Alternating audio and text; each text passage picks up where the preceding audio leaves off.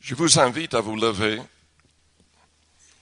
Je vais lire un passage qui se trouve dans Matthieu 7.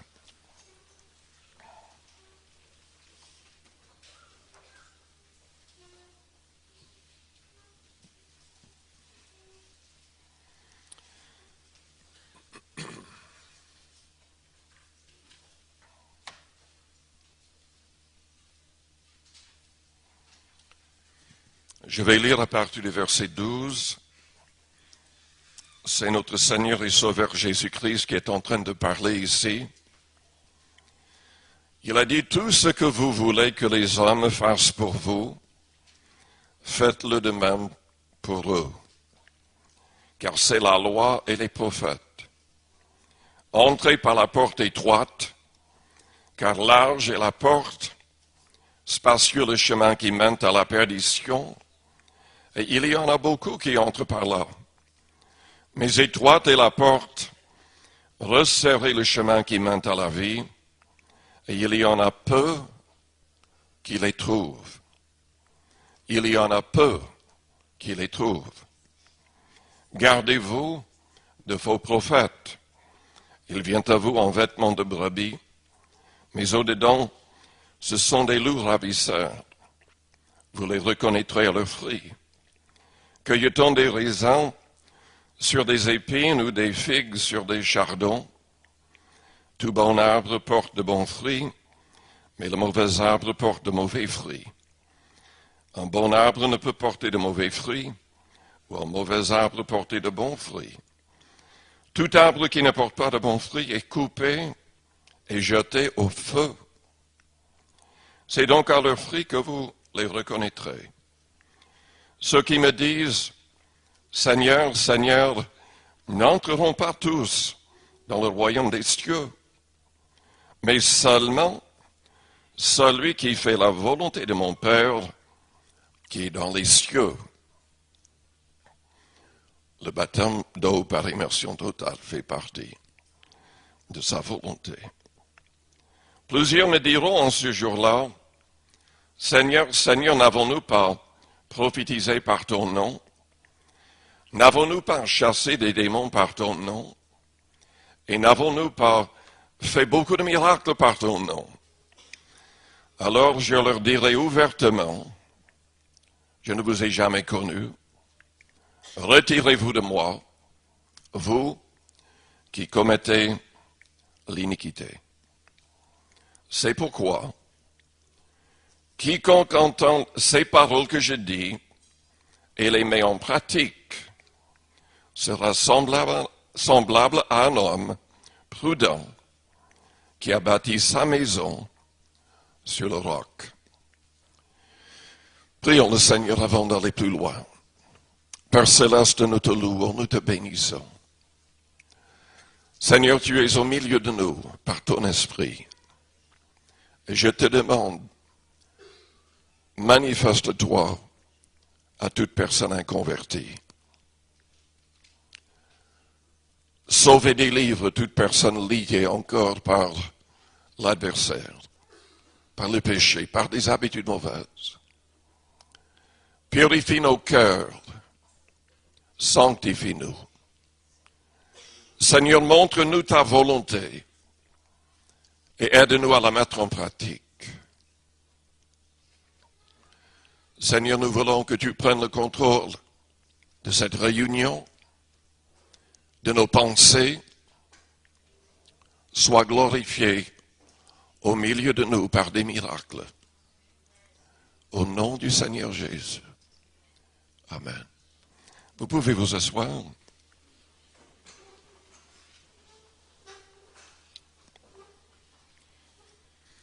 Je voudrais souligner surtout le verset 21 comme texte. Ceux qui me disent, Seigneur, Seigneur, n'entreront pas tous dans le royaume des cieux, mais seulement celui qui fait la volonté de mon Père qui est dans les cieux. Je vous demande ce matin, est-ce que vous connaissez la volonté de Dieu pour votre vie? Est-ce que vous êtes en train de mettre en pratique cette volonté? Est-ce que vous êtes en train d'accomplir le plan de Dieu pour votre vie? Notre salut est lié à notre obéissance à la volonté de Dieu.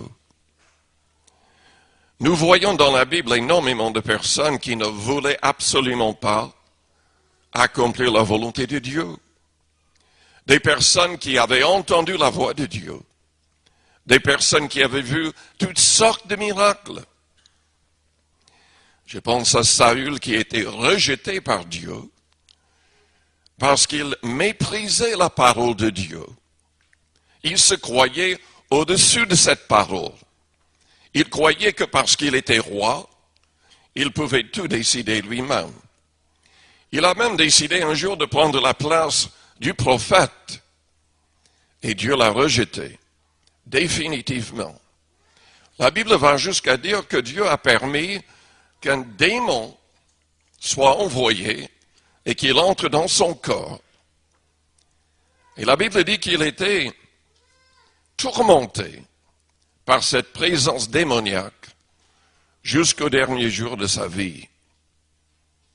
Il était soulagé uniquement de temps à autre quand David était présent, louant Dieu, jouant sa harpe sous l'inspiration du Saint-Esprit. Vous savez, les démons ne supportent pas la louange, ne supportent pas ce qui est loin du Saint-Esprit. Très souvent, les gens viennent dans nos réunions et sont délivrés sans se rendre compte, délivrés d'esprits mauvais. La Bible dit que tout homme est manipulé d'une manière ou d'une autre par une présence démoniaque. Jésus-Christ en Matthieu 12, à partir du verset 43, a parlé de l'importance d'être délivré et de rester délivré. Dans Éphésiens chapitre 2, la Bible dit qu'il y a un esprit de rébellion qui agit dans le cœur des inconvertis. Nous avons besoin de délivrance. Mais nous ne serons pas délivrés, nous ne resterons pas délivrés, à moins d'accepter la volonté du Père.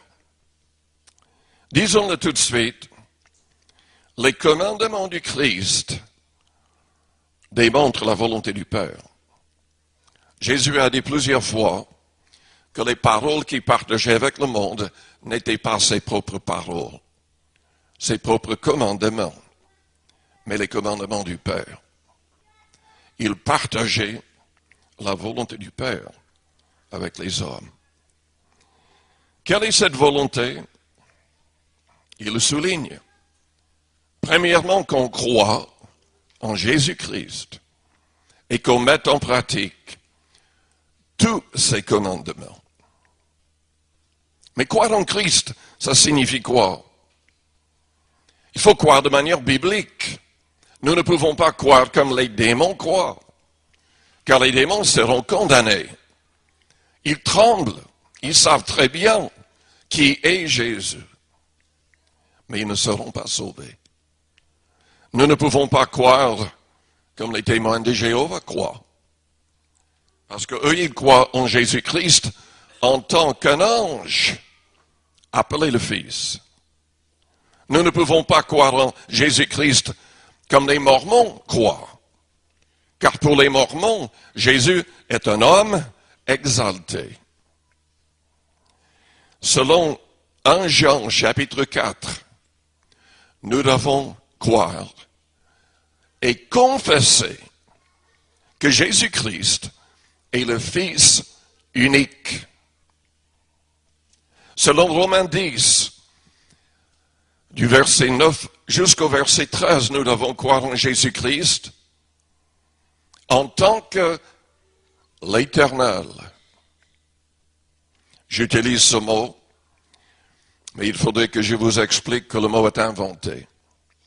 Vous avez sans doute la traduction par Louis II, que je n'aime pas, honnêtement. Je n'aime pas cette traduction parce qu'il a inventé le nom de Dieu. Ce n'est pas une traduction du tout. Chaque fois que vous voyez l'Éternel dans l'Ancien Testament, en hébreu, c'est YHWH. Ce n'est pas Jéhovah, ce n'est pas Yahvé, ce n'est pas l'Éternel. En réalité, personne au monde ne sait prononcer ce nom. Personne. Car il n'y a que des consonnes. Et les Juifs, dans l'histoire et aujourd'hui, quand ils lisent en hébreu, ils ne disent pas, ils n'essaient pas de prononcer ce nom. Ils disent Adonai, qui signifie Seigneur. Seigneur. Les apôtres ont agi de la même manière.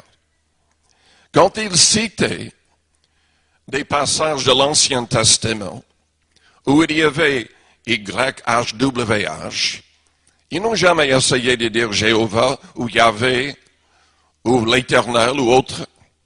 Ils disaient en grec, le nouveau est écrit en grec, Kyrios, qui signifie de la même manière qu'Adonai, Seigneur.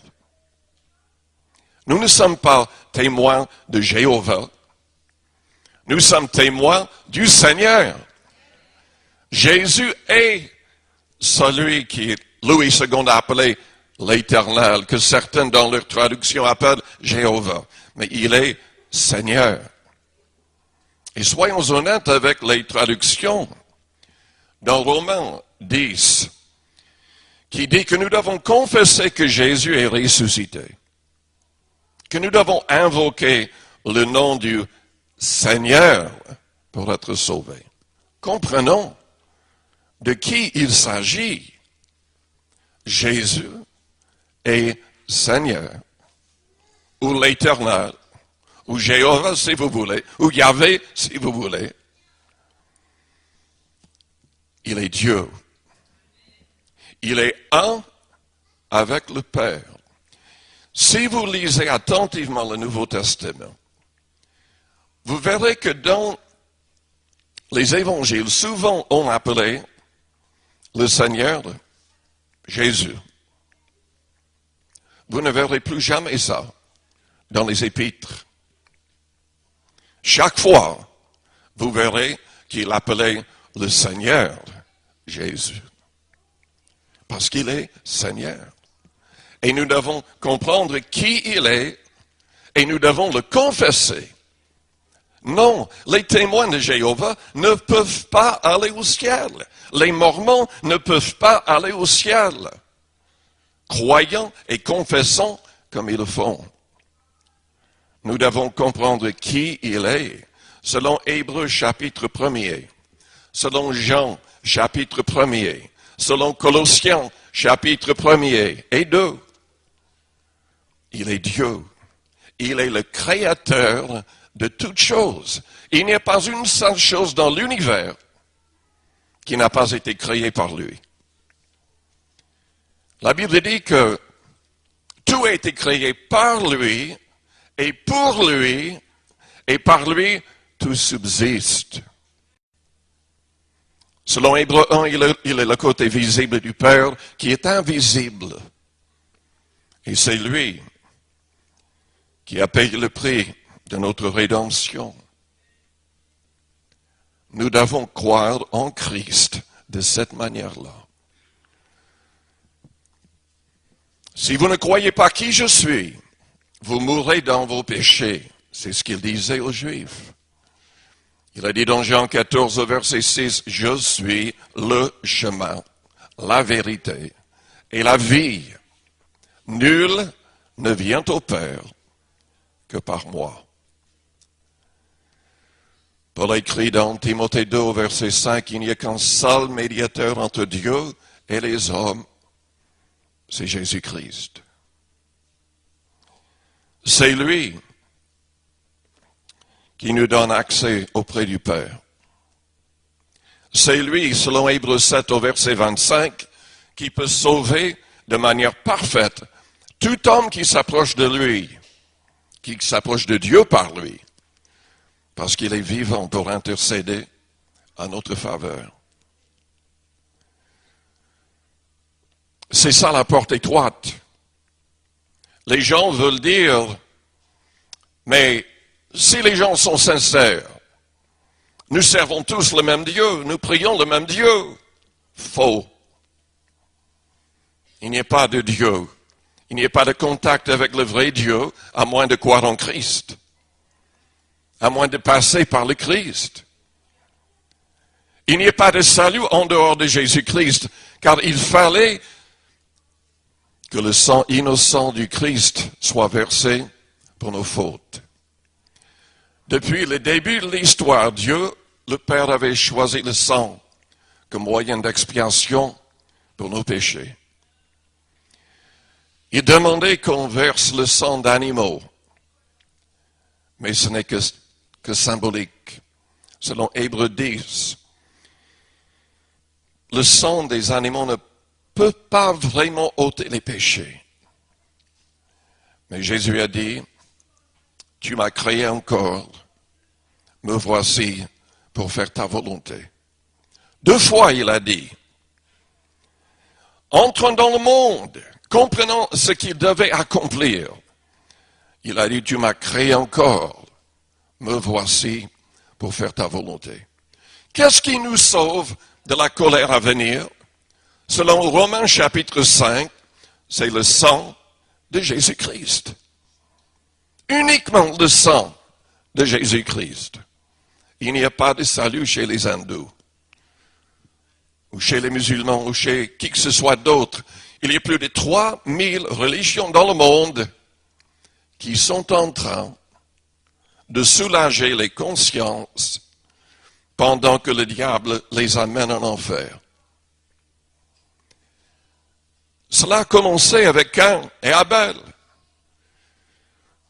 Vous savez, souvent les gens disent, mais les gens sont sincères.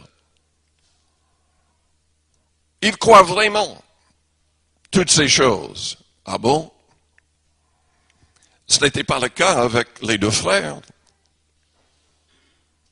Abel a offert du sang d'un animal. Dieu a accepté son sacrifice. Mais Caïn a offert des légumes de son jardin. Et Dieu a rejeté son sacrifice. Parce qu'il n'y a que le sang qu'il accepte. Eh bien, Dieu a parlé du ciel audiblement à Caïn. Mais au lieu de se repentir, au lieu d'accepter la vérité, au lieu d'accepter la bonne religion, selon le Père Céleste, il s'est mis en colère. Il s'est entêté dans sa religion inventée de toutes pièces. Et il tua son frère. Nous avons à notre époque la même chose. La violence, des meurtres, des assassinations de toutes sortes liées à la religion, à des religions qui n'aident pas les hommes à être en contact avec le vrai Dieu. Mais Jésus ne parlait pas des autres religions dans ce passage. Il parlait des chrétiens. Ceux qui me disent « Seigneur, Seigneur » n'entreront pas tous dans le royaume des cieux, mais seulement celui qui fait la volonté de mon Père qui est dans les cieux. Est-ce que vous serez sauvés? Ce n'est pas parce que vous vous dites chrétien que vous serez sauvés. Ce n'est même pas parce que vous passez par les eaux du baptême que vous serez forcément sauvés. Si nous voulons être sauvés, nous devons accomplir toute la volonté du Seigneur à notre égard. Quelle est cette volonté? Il y a sa volonté générale qui est pour tout le monde, soulignée dans ses commandements. Il y a sa volonté révélée personnellement aux croyants qui cherchent sa face. N'oublions pas ce que Romains 8 au verset 14 nous dit. Qui sont les vrais enfants de Dieu? Ceux qui se laissent conduire par son esprit. Si vous n'avez même pas un vrai contact avec Dieu, si vous ne connaissez pas son esprit, vous n'êtes pas sensibilisé à sa voix, comment est-ce que vous pouvez être conduit et comment est-ce que vous pouvez vous appeler réellement enfant de Dieu? C'est impossible. Soit vous êtes conduit par son esprit, vous êtes en train d'accomplir sa volonté, ou vous êtes sur le chemin qui mène à la perdition. C'est Jésus qui l'a dit, c'est pas moi. C'est sa parole qui nous jugera. Mais soyons plus précis. Lisons dans Luc 14 un instant.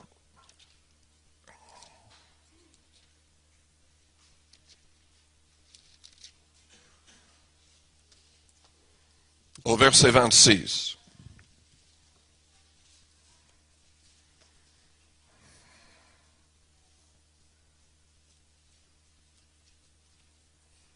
Vous savez, Jonas connaissait la voix de Dieu. Dieu lui a dit d'aller à Ninive et de prêcher le message de repentance. Mais il n'a pas accepté la volonté du Père. Il est allé dans l'autre direction. Il ne voulait absolument pas obéir à Dieu. Nous voyons dans le Nouveau Testament plein de collègues, prédicateurs, qui étaient avec Paul, qui l'ont abandonné, qui sont retournés au monde, qui sont restés dans le silence, qui ne voulaient plus avoir la persécution, les tribulations. Ils ont choisi le chemin qui mène vers la perdition. Nous voyons Judas Iscariot qui prêchait, priait pour les malades, chassait des démons comme tout le monde, mais il se trouve en enfer. Jésus a dit, si quelqu'un vient à moi, sans me préférer à son père, à sa mère, à sa femme, à ses enfants, à ses frères et à ses sœurs, et même à sa propre vie, il ne peut être mon disciple. Et quiconque ne porte pas sa croix et ne me suit pas, ne peut être mon disciple.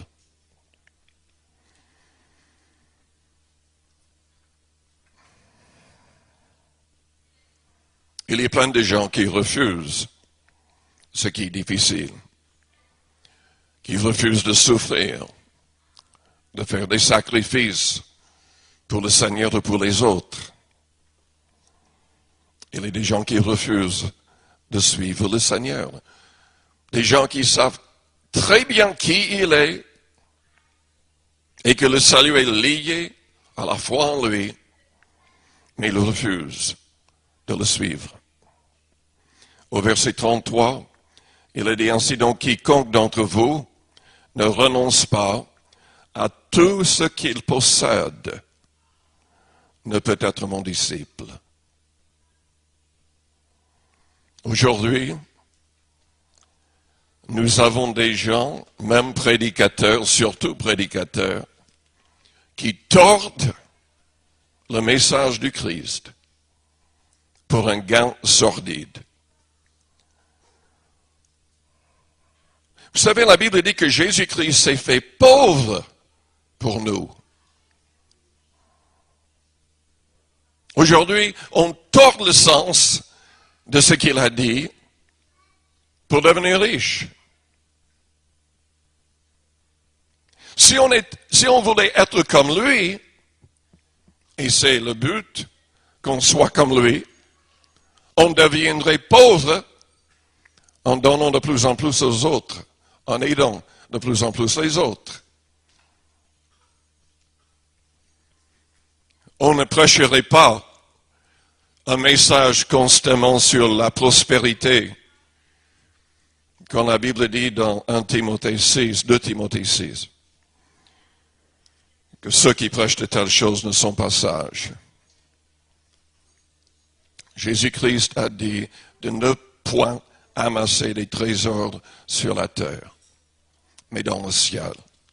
C'est quand on donne pour aider les autres qu'on amasse des trésors dans le ciel. C'est quand on fait des sacrifices pour le Seigneur qu'on met énormément en banque au ciel pour l'éternité. Si vous ne voulez pas dire Alléluia, Amen, vous pouvez dire aïe aïe aïe.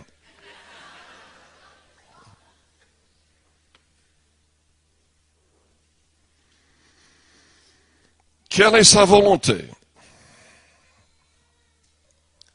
Qu'on se sanctifie, qu'on se sépare d'avec ce qui est impur, qu'on refuse d'être avec des amis qui sont impurs, qu'on refuse d'être allié avec des inconvertis.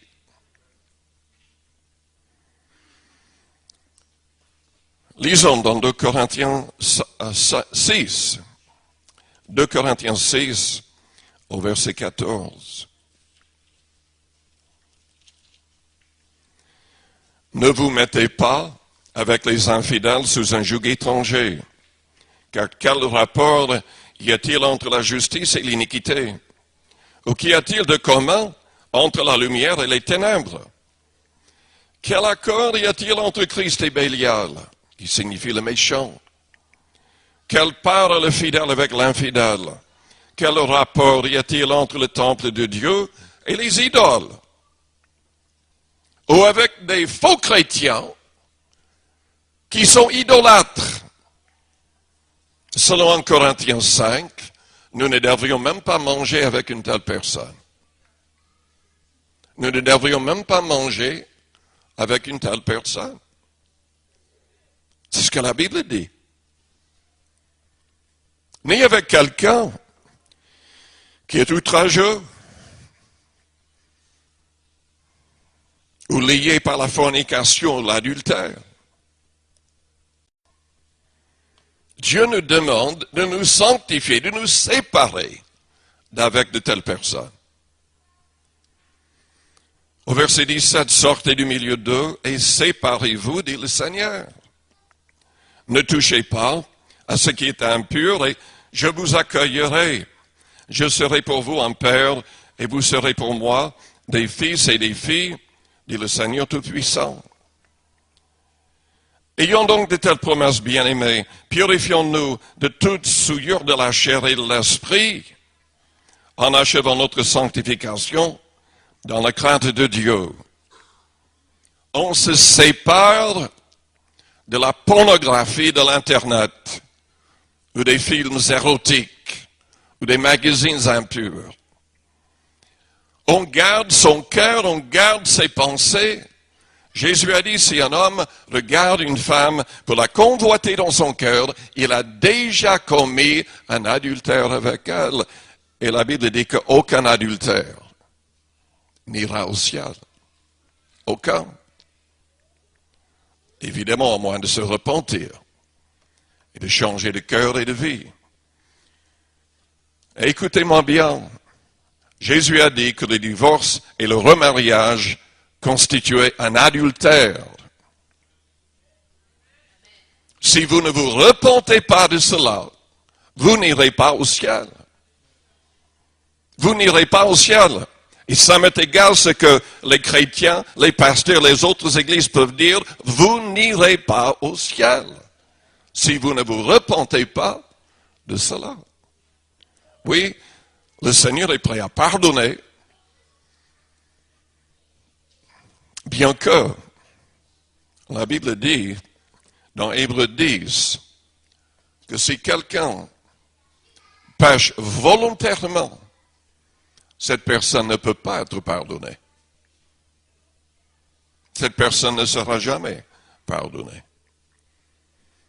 Évidemment, c'est dans un état de rébellion totale où on rejette complètement le Seigneur et sa parole. Et on n'aura plus jamais le désir sincèrement de se repentir. Vous savez, il y a une nuance dans la Bible qui est difficile à cerner.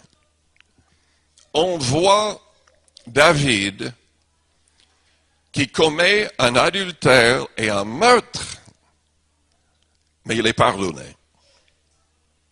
Dieu lui pardonne ses fautes. Évidemment, il s'est repenti. Le psaume 51 est sa prière de repentance. Saül n'a jamais commis un adultère. Il n'a jamais commis un meurtre, bien qu'il voulait tuer David. Mais son problème, c'est qu'il a méprisé la parole de Dieu. Il a été rejeté définitivement. Il a fait semblant de se repentir. Enfin, moi, j'ai dit semblant. La Bible dit qu'il s'est mis à genoux devant tout le peuple avec le prophète. Il a demandé pardon. Mais Dieu n'a pas accepté. Dieu n'a pas accepté. Parce qu'il voyait apparemment son cœur. Il voyait qu'il était faux. Il n'a pas accepté. Il a envoyé un démon. Il a retiré le Saint-Esprit.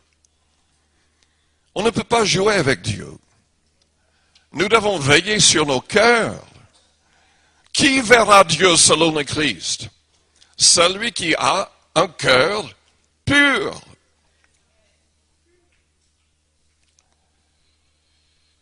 Nous devons veiller sur nos paroles.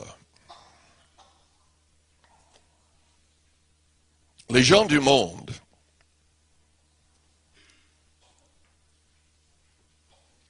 sont de pire en pire avec leur manière de parler.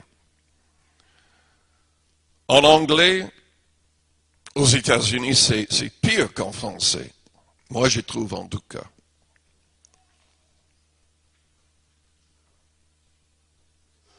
Ils utilisent le nom du Seigneur en vain continuellement. Des blasphèmes de toutes sortes. Et c'est de pire en pire. Mais la Bible dit dans Jacques, au chapitre 1er, au verset 26, je vais le lire parce que je ne peux pas le citer de cœur, par cœur.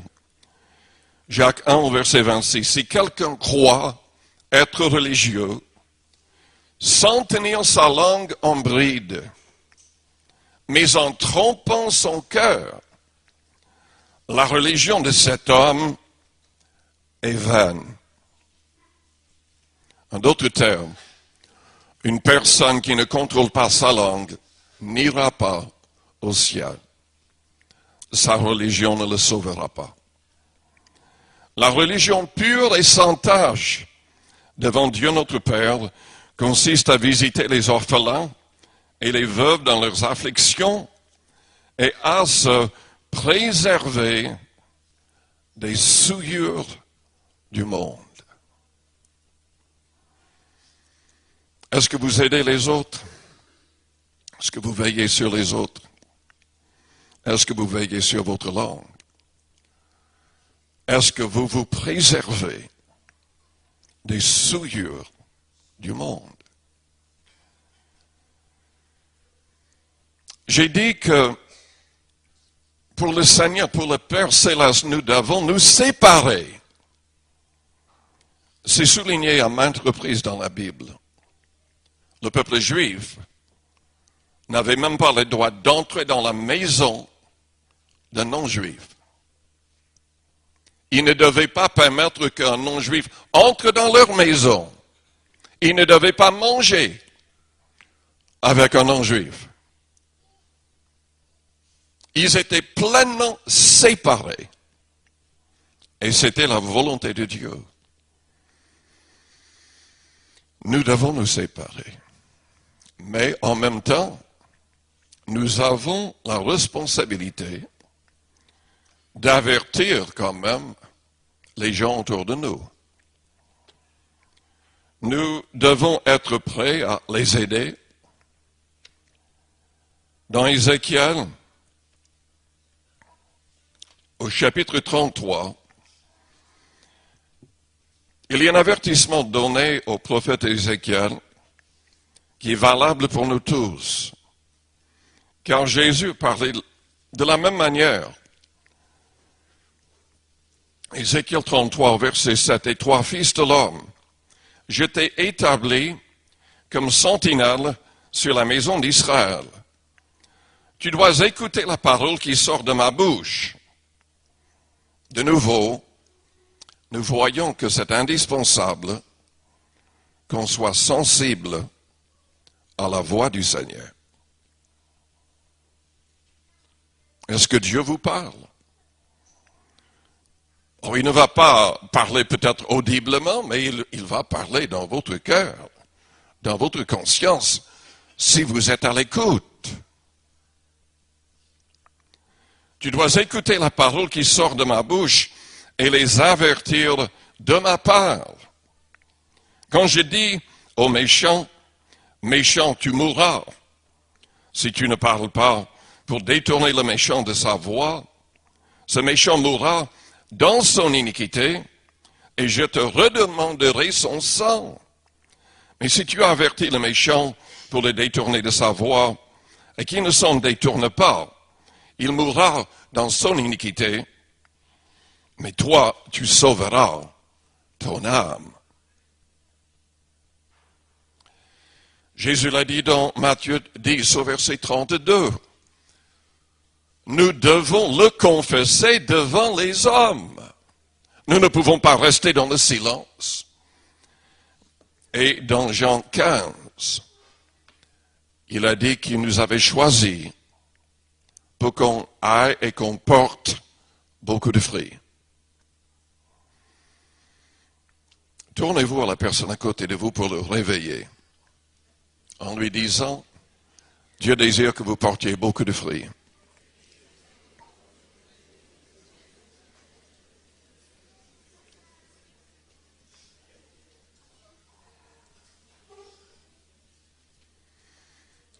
Il veut qu'on gagne des âmes.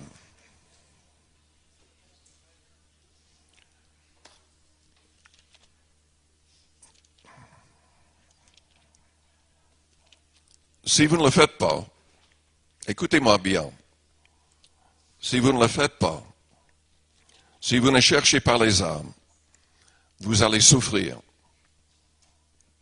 Vous allez souffrir.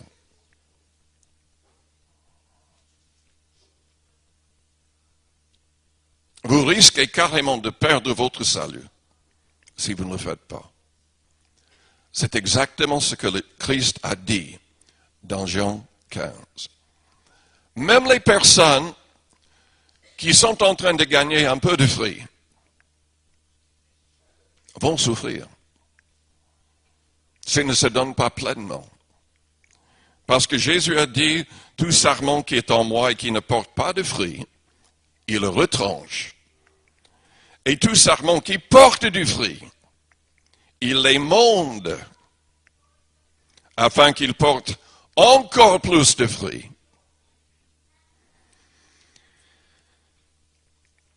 Notre Église a besoin de se repentir. Nous avons tous besoin de nous repentir. Nous ne sommes pas en train de travailler assez pour gagner des âmes. Quand nous avons commencé l'Église, il n'y avait que 40 personnes. Et avant les missions, quand on a invité un évangéliste, un groupe, ces 40 personnes arrivaient à distribuer 200 000 invitations avant ou pendant la mission. Nous n'arrivons même pas à distribuer 20 000 avec les 300 personnes que nous avons actuellement. Il y avait des époques où chaque mois, on distribuait 100 000 invitations. Chaque mois. Et évidemment, à chaque réunion, il y avait plein de personnes nouvelles qui se convertissaient. Nous avons besoin de nous repentir et de changer notre manière de nous conduire. Nous avons des invitations maintenant. Et je ne les vois pas. Il faudrait que quelqu'un les cherche. Il faut que tous les voient clairement. Je vous encourage à en prendre. Vous pouvez les mettre légalement dans les boîtes aux lettres. C'est interdit. C'est contre la loi aux États-Unis. Et peut-être un jour ce sera contre la loi ici. Mais vous avez le droit légalement de les mettre dans les boîtes aux lettres. Donc, faites-le. Faites-le. On ne peut pas les distribuer dans les métros, les bus, etc. C'est contre la loi. On ne peut pas les coller n'importe où. On peut être traîné en justice, mais vous pouvez les donner n'importe où. N'importe où, si vous le faites discrètement, il y a des endroits où vous ne serez pas inquiété de toutes les manières. Nous devons porter du fruit. Nous devons porter du fruit. À quoi ça sert l'Église si on ne gagne pas des âmes? Si on n'est pas conduit par le Seigneur auprès des âmes? Nous aurons du sang sur nos mains au jour du jugement. Rien d'autre. C'est sa volonté qu'on ne porte pas un peu de fruit, mais beaucoup de fruits. Ainsi, il a dit, vous serez mes disciples et le Père sera glorifié.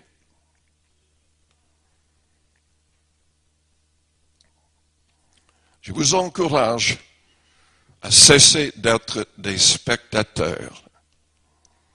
Je vous encourage à être des gens qui participent, qui sont vraiment des membres dans l'Église de Jésus-Christ, un membre actif. Ne venez pas de temps à autre. Que l'Église, que la volonté du Seigneur soit la chose principale dans votre vie. Nous sommes en train de parler du salut de nos âmes.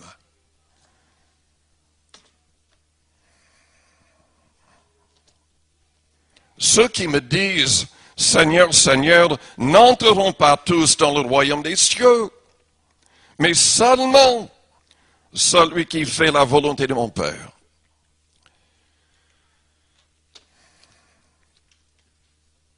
C'est sa volonté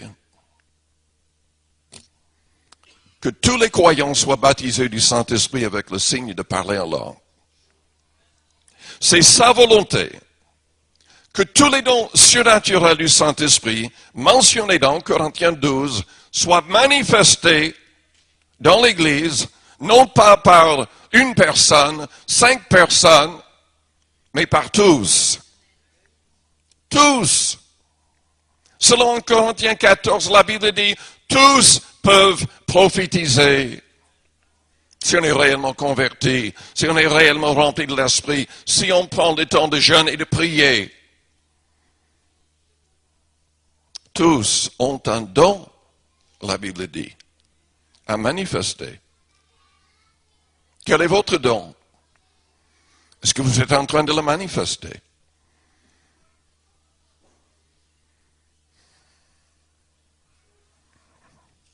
C'est sa volonté que nous soyons maîtres de nous-mêmes. Maîtres de nous-mêmes. C'est sa volonté qu'on soit comme le Seigneur Jésus-Christ. Dans Galates au chapitre 5,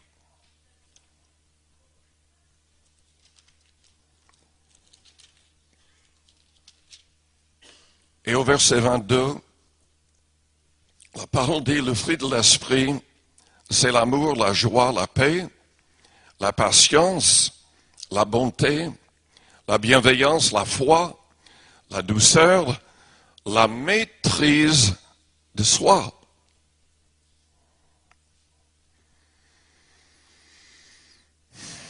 Les gens du monde sont de moins en moins maîtres d'eux-mêmes. Nous avons de plus en plus de guerres, de gangs, de problèmes terribles.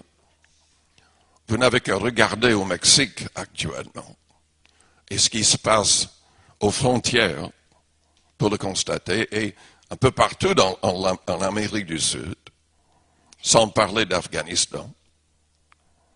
Les gens sont de plus en plus liés par la drogue et par toutes sortes de perversions. Nous devons, c'est la volonté de Dieu que nous soyons maîtres de nous-mêmes. Que nous ne soyons pas esclaves du péché, de la chair, mais que nous soyons maîtres de tout, grâce au Saint-Esprit en nous. Le verset 24 dit, ceux qui sont à Jésus-Christ ont crucifié la chair avec ses passions et ses désirs. Si nous vivons par l'Esprit, marchons aussi selon l'Esprit.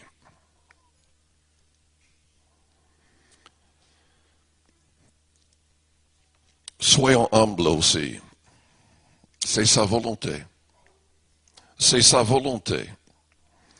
Le chapitre 6 des frères, si un homme vient être surpris en faute, vous qui êtes spirituels, redressez-le avec un esprit de douceur. Prends garde à toi-même, de peur que tu ne sois aussi tenté. Portez les fardeaux les uns des autres, et vous accomplirez ainsi la loi de Christ. Si quelqu'un pense être quelque chose, quoiqu'il ne soit rien, il s'abuse lui-même. Que chacun examine ses propres œuvres et alors il aura sujet de se glorifier pour lui seul et non par rapport à autrui, car chacun portera sa propre charge. Je vous demande de nouveau, est-ce que vous connaissez la volonté du Seigneur? Est-ce que vous êtes en train de l'accomplir?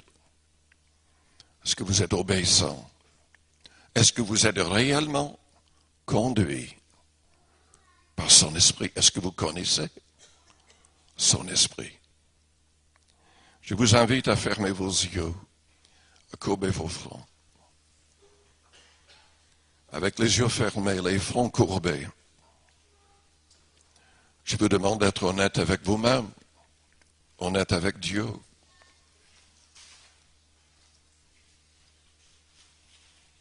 Moi, je suis convaincu qu'au jour du jugement, il y aura énormément de larmes,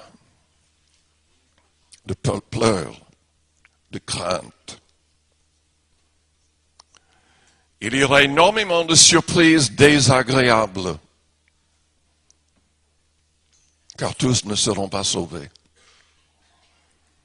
Tous ne seront pas sauvés. J'ai prophétisé, j'ai fait des miracles. Et Jésus va dire, je ne vous ai jamais connu. Nous avons du mal à comprendre cela. Mais c'est exactement ce qui va se faire. Nous devons accomplir la volonté de Dieu. Il a un plan pour votre vie, un plan général et un plan précis. Cela ne veut pas dire qu'il va vous dire tout le plan en avance, mais chaque jour, il sera là pour vous conduire, pour nous conduire. Mais est-ce que nous allons le suivre? Est-ce que nous serons même à l'écoute? Ou est-ce que nous serons noyés dans les choses du monde?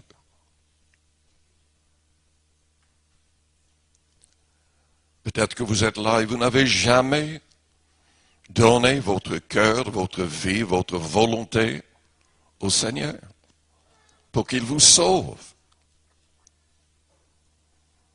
Si vous voudriez le faire ce matin, je voudrais prier pour vous en premier. pendant que les yeux restent fermés, les fronts courbés, si vous voulez saisir la main du Seigneur pour sauver votre âme, faites-moi signe en élevant votre main juste pour un instant. Je la verrai. Je prierai pour vous. Il y a plusieurs personnes. Merci, oui, merci. Est-ce qu'il y a quelqu'un d'autre? Élevez votre main vers le Seigneur et ensuite vous pouvez le baisser. Oui, merci, merci, merci.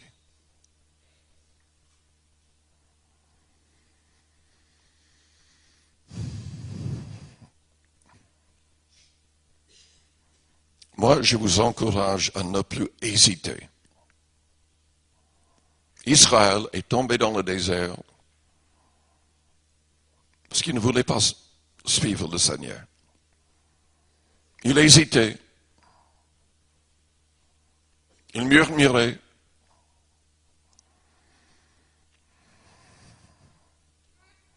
Je ne sais même pas combien de temps nous reste. Il y a de plus en plus de catastrophes selon les prophéties de la Bible. Vous savez cette histoire de volcan. En 1783, le même volcan a explosé. Il y a encore à côté un autre qui est plus grand. Il y avait des dizaines de milliers de personnes en Europe qui sont mortes à cause des gaz toxiques échappés de ces volcans, de ces deux volcans.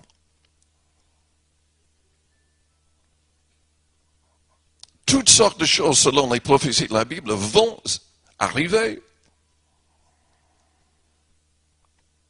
Si nous voulons nous mettre en règle, c'est maintenant le moment de le faire. Si nous voulons pousser les autres à se mettre, à être en règle, c'est le moment de le faire.